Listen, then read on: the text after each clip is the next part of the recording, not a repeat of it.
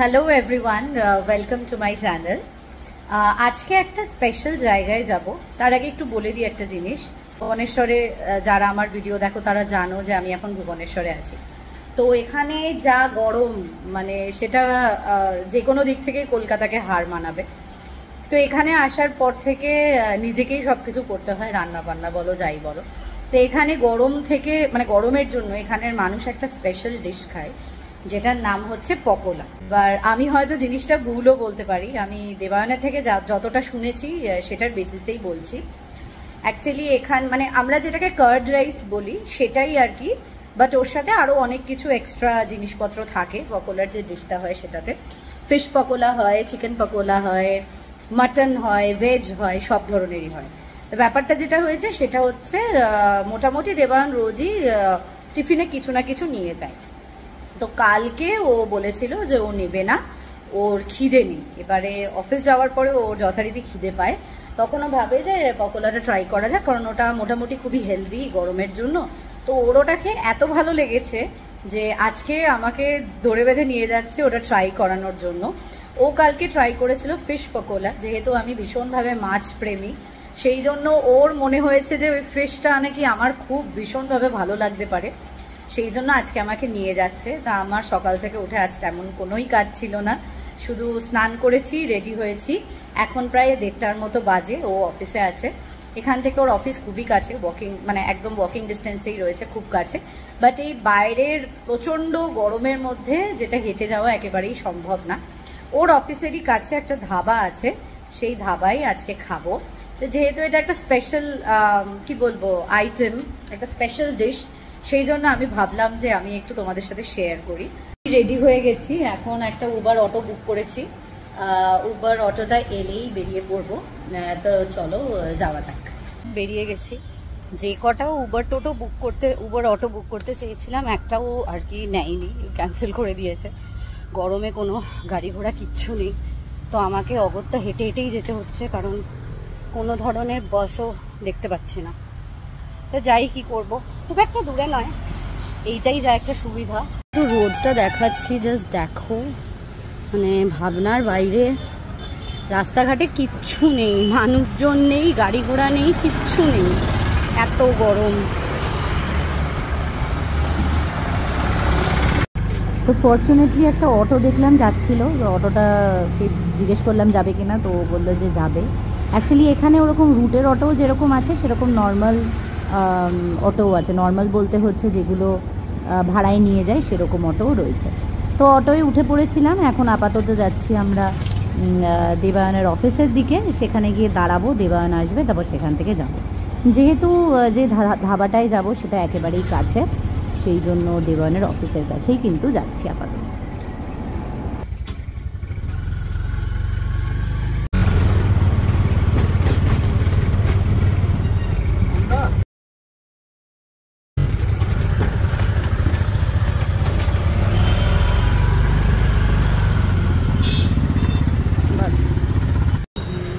তা নেমে দাঁড়াতে দাঁড়াতেই দেখলাম ও চলে এসেছিল।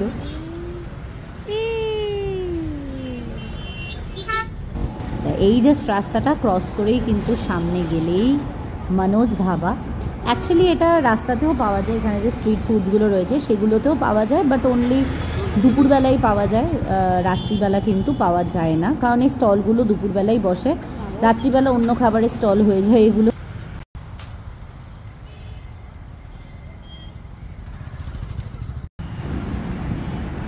তো সামনেই দেখতে পাচ্ছ নিশ্চয়ই মনোজ ধাবা। এই ধাবাটার কথাই বলছিলাম। আমরা যখন নভেম্বর ডিসেম্বরে এখানে এসেছিলাম ফার্স্ট টাইম, যখন আমরা কোনো রকম রুম রেন্টও পাইনি, যখন মানে আমরা কোম্পানি অ্যাকোমোডেশনে ছিলাম, তখন এটাই ছিল আমাদের রোজকার লাঞ্চ আর ডিনারের ডেস্টিনেশন। তো দেখো এখানে অ্যাড দিয়ে দিয়েছে স্পেশাল দহি পাখাল, কি বলে এটাকে আমি নিজেই বুঝতে পারছি না। কোথাও কোথাও দেখছি পকোলা লেখা, কোথাও কোথাও দেখছি পাখল লেখা, এখানে আবার দেখছি পাখাল, আমি ঠিক জানি না কি বলে এটাকে। যাই হোক, যেটাই হোক, সব জায়গায় দেখছি একই রকম দেখতে, কারণ রাস্তা দিয়ে আস্তে আস্তেও দেখলাম বেশ। তা এসে গেছে আমাদের ফিশ পাখাল বা পাখালা, যাই হোক এটা। তো এত বড় বাটিতে জল ঢালা ভাত, আর ভাতের সাথে একটা প্লেটের মধ্যে অনেক কিছু। একটু দেখে নিই যে এখানে কি কি আছে।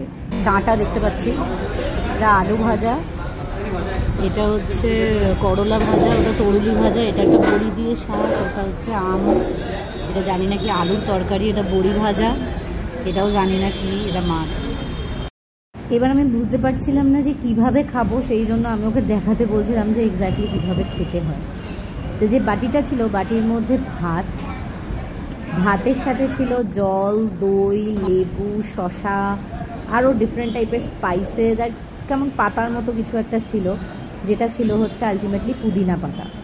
গরমকালে খেয়ে ভীষণভাবে রিফ্রেশিং একটা জিনিস। এবার আমি খাওয়া স্টার্ট করলাম। আমার খেয়ে যেটা লাগলো সেটা হচ্ছে আমার প্রচণ্ডভাবে টক লেগেছিল ভাতটা। আমি জেনারেলি খুব একটা বেশি টক খাই না, সেই জন্য তোমরা আমাকে এখানে মুখ চোখ অনেক বাঁকাতে দেখবে। আমি পর্যন্ত ফুচকা খাই জল ছাড়া, কম জল দিয়ে, কারণ আমার টক জিনিসটা আমি একেবারেই খেতে পারি না, আমার দাঁতটা টকে যায়, মানে আমার একদম টক ভালো লাগে না, বেশি টক। তার মধ্যে ভাতটা ছিল পুরোপুরি টক, তবুও ঠিক আছে, গরমকালে অতটাও খারাপ লাগে না, সেই জন্য খাচ্ছিলাম। এই পুরো প্ল্যাটারটার মধ্যে যে ভাজার প্লেটসগুলো ছিল, পুরো ভাজার প্লেটের মধ্যে আমার যেটা সবচেয়ে বেশি ভালো লেগেছিল খেতে, সেটা হচ্ছে আলু ভাজা। আলু ভাজা দিয়ে এই পাখাল বা পাখালা যেটাই হোক না কেন, এই রাইসটা খেতে কিন্তু সব থেকে ভালো লাগছিল। আর যে মাছের জন্য আমাকে এখানে নিয়ে এসেছিল, সেই মাছটাও ভালো, অনেকটা তন্দুরি ফিশ টাইপের, যার মধ্যে কারি পাতা দেওয়া ছিল। তো ভালোই লেগেছিল, মানে খারাপ না, মোটামুটি ভালোই। দেখে মনে হচ্ছে এত বড় বাটিতে হয়তো অনেক ভাত আছে, বাট অ্যাকচুয়ালি কিন্তু না, খুব একটা বেশি ভাত ছিল না। এই ভাতের সাথে যে জলটা ছিল, এটার আরেকটা স্পেশালিটি হচ্ছে, আমার তো জলটা খেতে খুবই ভাল লাগছিল, মানে ভাতের থেকেও জলটা মনে হচ্ছিল বেশি ভাল লাগছিল খেতে, কারণ জলে টক ভাবটা অনেকটা জানি না কেন কম লাগছিল আমার। তো জলটা আমাকে খেতে অ্যাকচুয়ালি দেবায়ন বারণই করেছিল, কারণ এই জলটা খেলে নাকি মারাত্মকভাবে ঘুম পায়। আমি জলটা খাওয়ার পরেই বুঝলাম যে সত্যি কতটা ঘুম পেতে পারে, একদম চোখ টোক বন্ধ হয়ে আসছিল, কিন্তু ভীষণভাবে রিফ্রেশিং লাগছিল। এই জলটা খেয়ে বুঝলাম যে কেন এখানকার মানুষরা এটা এত ভালোবাসে। হয়তো আমার বেশি টক আমি খেতে পারি না বলে আমার রাইসটা খুব একটা মানে ভালো লাগেনি বলবো না, কিন্তু ওই আর কি টকের জন্য আমি খুব একটা বেশি খেতে পারছিলাম না ভালোভাবে। কিন্তু জলটা ছিল দারুণ, জলটার তো জাস্ট কোনো তুলনা হয় না। তো আমি আরেকবার রাইস নিয়েছিলাম, কারণ অতটুকু রাইসে তো আমার পেট ভরে না, তো আমি আরেকটু রাইস নিয়েছিলাম, রাইস নিয়ে খাচ্ছিলাম, বেশ ভালোই লাগলো। একদিন একটু অন্যরকম লাঞ্চ হলো, এই আর কি।